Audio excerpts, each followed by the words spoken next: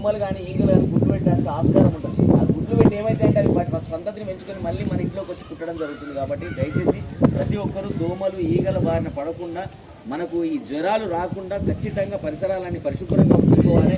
ఈ వర్షాకాలం వెళ్ళిపోయేదాకా ఖచ్చితంగా ఏంటంటే ఎక్కడ కూడా మురికి నీరు నిల్వ ఉన్నట్లయితే బ్లీచింగ్ పౌడర్ చల్లుకోవాలి. ఖచ్చితంగా గ్రామ పంచాయతీ వారికి చెప్పాలి బ్లీచింగ్ పౌడర్ చల్లమని. ఒకవేళ వాళ్ళు ఇట్లా చల్లకపోతే ఖచ్చితంగా మనం సిటీకి వెళ్ళినప్పుడు ఏదైనా జగిత్యాల వెళ్ళినప్పుడు 20-30 రూపాయలు పెట్టి బ్లీచింగ్ పౌడర్ తీసుకొచ్చుకొని మన ఆరోగ్యం మనం అందరం ఆరోగ్యంగా ఉండాలి. కాబట్టి ఖచ్చితంగా బ్లీచింగ్ పౌడర్ చల్లుకోవాలి. ఎక్కడ కూడా మురికి నీరు అనేది నిల్వ ఉండకుండా చూసుకోవాలి. మన ఇంటి ముందట ఎక్కడన్నా మురికి కాలువ ఉన్నట్లయితే అందులో చెత్త చెదారం పడేయద్దు. ప్లాస్టిక్ వస్తువులు అసలే వాడద్దు. ప్లాస్టిక్ వస్తువులు అనేది ప్రభుత్వం అనేది నిషేధించింది, వాటిని వాడద్దు. దయచేసి ప్రతి ఒక్కరి విషయాలని గమనించండి. మీ ఆరోగ్యాన్ని మీరు కాపాడుకోవాల్సిన బాధ్యత మీ అందరి మీద ఉంది. కాబట్టి ఎందుకంటే ఇప్పుడు వచ్చేటి విష జ్వరాల వల్ల మనిషి చనిపోయే పరిస్థితి ఉంటుంది. మనం ఏంటంటే సంవత్సరం వెళ్ళి సంపాదించిన 1 లక్షలు 2 లక్షలు సంపాదిస్తాం కావచ్చు, అవన్నీ ఒక్కరోజు 2 రోజులు హాస్పిటల్లో పెట్టుకొని ఖర్చు చేసుకునే పరిస్థితి ఉంది. వాటి ఫస్ట్ మనం ఏంటంటే మన ఆరోగ్యం మనకు ముఖ్యం. కాబట్టి ఖచ్చితంగా పరిసరాలని పరిశుభ్రంగా ఉంచుకొని మన ఆరోగ్యం కాపాడుకోవాలని చెప్పి తెలియజేయడం జరిగింది.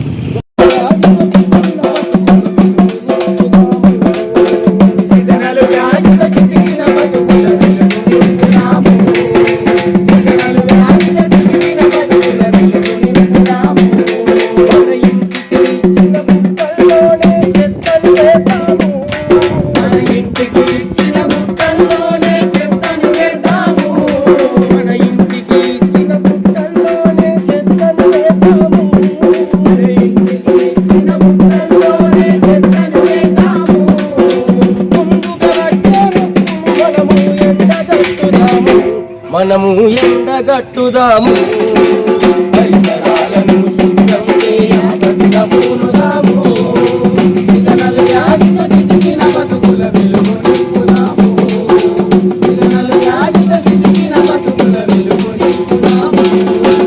చినుకు పడగానే సిగనలు వ్యాధులు చిక్కులు పెడతాయి, అత్తరంచి మన గ్రామాలలో కావర పెడతాయి, అత్తరంచి మన గ్రామాలలో కావర పెడతాయి, అత్తరంచి మన గ్రామాలలో కావర పెడతాయి. ప్రాణాలను చినికే వేస్తుంది, ప్రాణాలను చినికే వేస్తుంది,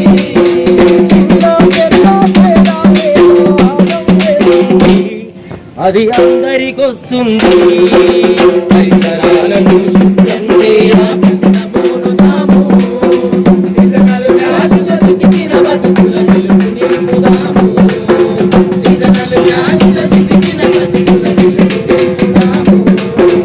అడ్డమైన రోగాల నుంచి ఆగమాయ బ్రతుకు, ఆదర బాదర చేతులు కలగలిపే బతుకు, ఆదర బాదర చేతులు కలగలిపే బతుకు, ఆదర బాదర చేతులు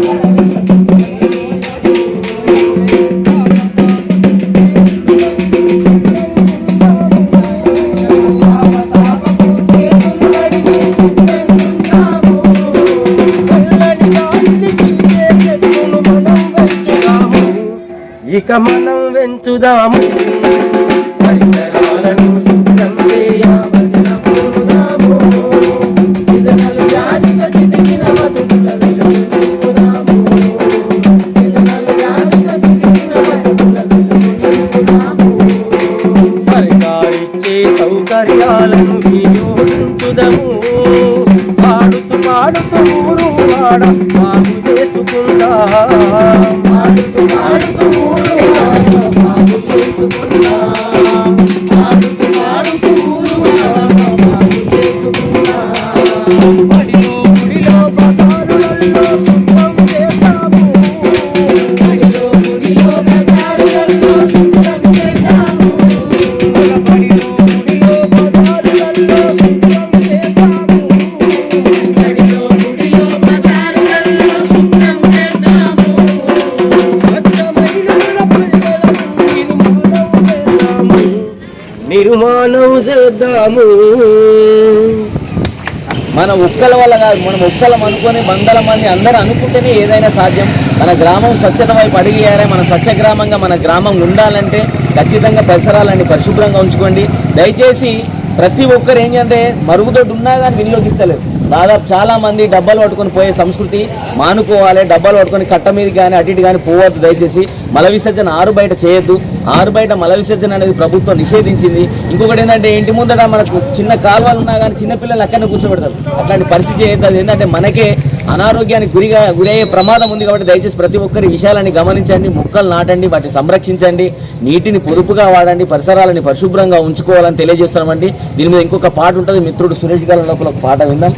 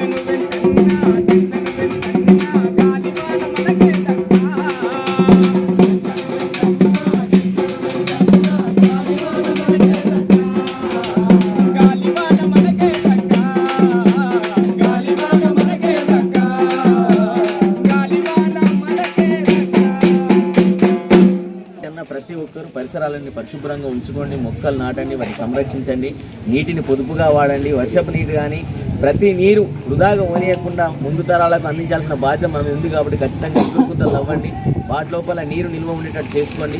ఎందుకంటే వ్యవసాయానికి తాగునీరు కావాలి, మనం తాగడానికి తాగునీరు కావాలి. కాబట్టి దాన్ని ఖచ్చితంగా మనం ఒడిసి పట్టుకోవాల్సిన బాధ్యత మన అందరి మీద ఉంది. కాబట్టి ఇది జిల్లా కలెక్టర్ గారి ఆదేశానుసారం మన గ్రామం లోపల పంచాయత్ సెక్రటరీ గారి నేతృత్వంలో ఈ కార్యక్రమం చేయడం అనేది జరుగుతుంది. కాబట్టి దీనికి సహకరించిన మీ అందరికీ పేరు పేరున కృతజ్ఞతలు తెలుపుతూ ముగిస్తున్నామన్నా. Thank you.